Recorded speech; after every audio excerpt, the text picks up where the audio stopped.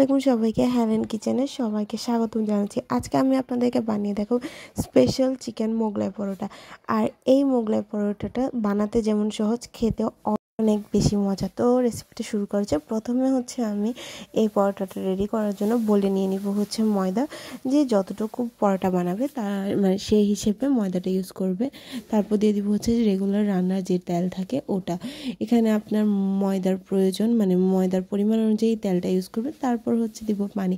আর সব পানি একসাথে দিতে যাবেন না, এতে দিলে আপনার পারফেক্ট যে ব্যাটারটা আছে, যে ডোটা হবে ওটা হবে না। তো ওটার জন্য আমি কম কম করে পানি দিয়ে একটা একদম পারফেক্ট ডো বানাবো। আর এটা পরোটাতে আমরা রেগুলার যে ডো বানাই ওটাও ওটার মতোই প্রায়, ওটা সিমিলার ডো। তারপর ডো রেডি হওয়ার পর আমি এটাকে ঢেকে রেস্টে রেখে দিব। তো এর পাশে আমি বানিয়ে নিব মেন ভিতরে যে পুরটা দিব, কিমার ওটা। তো তার জন্য আমি নিয়েছি চিকেন কিমা। তারপর আদা বাটা আর রসুন বাটা দিব। তারপর আদা বাটা রসুন বাটা দেওয়ার পর আমি দিয়ে দিব পেঁয়াজ, চিলি ফ্লেক্স, তারপর লবণ, আর দিব একটা ডিমটা দেওয়ার ফলে এই ভিতরে যে মোগলাই পরোটার যে একটা ফ্লেভার আসে ওটা আসবে। আর চিলি ফ্লেক্স দেওয়ার কারণে এটা একটা অন্যরকম একটা ফ্লেভার আসবে। যে মোগলাই পরোটার ভিতরে যখন আপনি বাইট নেবেন তখন আপনার থেকে চিলি ফ্লেক্সের ফ্লেভারটা আসবে। তারপর দিব ব্ল্যাক পেপার। আর এখানে ব্ল্যাক পেপার, গোলমরিচের গুঁড়ি, যেটাই বলুন না কেন, এটা দেবো। এটা দেওয়ার ফলে একটা আলাদা স্মেল আসবে। আর মোগলাই পরোটার ডোটা তারপর আমি এখান থেকে তুললাম, এটাকে 4টা পিস করে নেব। আপনারা চাইলে যে কোনো হাত দিয়ে করতে পারেন, আমি এখানে নাইফ দিয়ে 4টা পিস করে নিয়েছি। আর একটা পর্যাপ্ত পরিমাণের একটা ডো নেবেন, যেটা দিয়ে আপনি এটা বানাতে পারেন। বেশি মোটাও হওয়া যাবে না আর বেশি পাতলাও হওয়া যাবে না, নিজের পরিমাণ অনুযায়ী। আমি এখানে প্রায় 2 কাপ ময়দা নিয়েছি। আর ময়দা থেকে আমি 4টা বানাবো।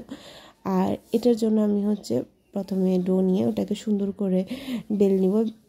আর এটা একদম বড় করব, যেটা পুরোটা সাইজ, আর বেশি পাতলা না কিন্তু, এটা একটা সাইজ, বেশি পাতলাও না যে রুটিটা বানাবো, আর ওটা বেশি আবার মোটাও হবে না। মোটা হলে এটা সহজে কিন্তু ফ্রাই হবে না, কাঁচা থেকে যাবে। তো এভাবে আমি চারপাশে যে আগে থেকে যে পুরোটা রেডি করে রাখছিলাম ওটা দিয়ে আমি এটাকে জাস্ট 4টা ভাগে ভাগ করে নেব, 4টা পার্ট। তারপর চারদিক থেকে ভাঁজ করে নেব, ফোল্ড করে নেব। নেওয়ার পর আমি ফ্রাই প্যানে দিয়ে দিব রান্নার তেল। সচরাচর যেটা ফ্রাই করার জন্য তেল ইউজ করে ওটা ইউজ করতে পারবো। তারপর দিয়ে দিব আমার মোগলাই পরোটাটা। আর মোগলাই পরোটাটা আমি এক পিঠ হওয়া পর্যন্ত, ওই পিঠটা ভালো করে লাল না হওয়া পর্যন্ত আর উল্টাবো। আর নিচ থেকে যে তেলগুলো নেব, তেলগুলো নিয়ে আমি উপরে দিয়ে দিব, কারণ এটা উপরে যাতে ভালো করে ফ্রাই হয়ে যায়।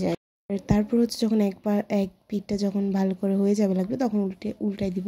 আর এটা উল্টানোর সময় দেখা যাবে এটা একটু পুরোটা রেড, একটু ব্রাউনি একটা কালার আসবে। এই কালারটা দেখে বুঝবো যে এক পিঠটা হয়েছে। আর এটা অনেকক্ষণ ভালো করে করতে হবে, কারণ এটার ভিতরে যে মাংসটা দেওয়া হয়েছে, মাংসটা যাতে ভালো করে হয়ে যায়। তারপর আমি একটা নাইফ দিয়ে এটাও চারপাশে ভালো করে একটু নাইফ দিয়ে কেটে দিয়েছি, যাতে তেলগুলো ঢুকে, গরম ভিতরে যে পুরটা আছে ওটা ফুললি হয়ে যায় মতো।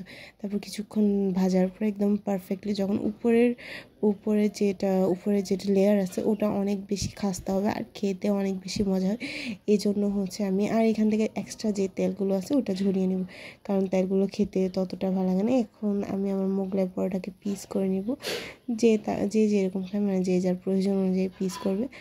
আর এটা আমি অনেকক্ষণ ধরে ফ্রাই করার পরে, এটা একদম ভালো করে ফ্রাই করার কারণে যখন কাটতেছিলাম এটার ভিতর থেকে অনেক বেশি সুন্দর একটা স্মেল আসতেছে। আর চিলি ফ্লেক্স, তারপর গোলমরিচ যে রেন্টগুলো ইউজ করছি ওটার কারণে এটা স্মেলটা আরও বেশি ভালো আসছে। তো আমি এটাকে জাস্ট যেরকম 4 পিস 5 পিস যে যেরকম খায় ওভাবে করে কেটে নিয়েছি। আর এটা খেতে অনেক বেশি মজা হয়েছে। আর উপরের যেটা ব্রাউন কালারের যেটা লেয়ার ছিল ওটা আরও বেশি মজা হয়েছে। ভিতরের পুরগুলো এটা সচরাচর আমরা যেরকম যে মশলা ইউজ করি ওটা দিয়েছে। আর এখানে চিলি ফ্লেক্স দেওয়ার কারণে এটা আরও বেশি খেতে অনেক বেশি মজা হয়েছে। তো আজকের ভিডিও এতটুকু। সবাই ভালো লাগলে একটা লাইক দিবা, আর আমার ইউটিউব চ্যানেলে যারা নতুন তারা সাবস্ক্রাইব করবা। আর এরকম নতুন আর সহজ চ্যানেল, সহজ রেসিপি পাইতে চাইলে একটা লাইক দিয়ে আমার পাশে থাকবা। আর যদি কেউ বাসায় এটা রেডি করো তাহলে অবশ্যই কমেন্টে জানাবা কার বাসায়, কে কীভাবে বানিয়েছো। আমাদের বাসায় খেতে কিন্তু অনেক বেশি মজা হয়েছে। তো আসসালামু আলাইকুম সবাইকে, টাটা।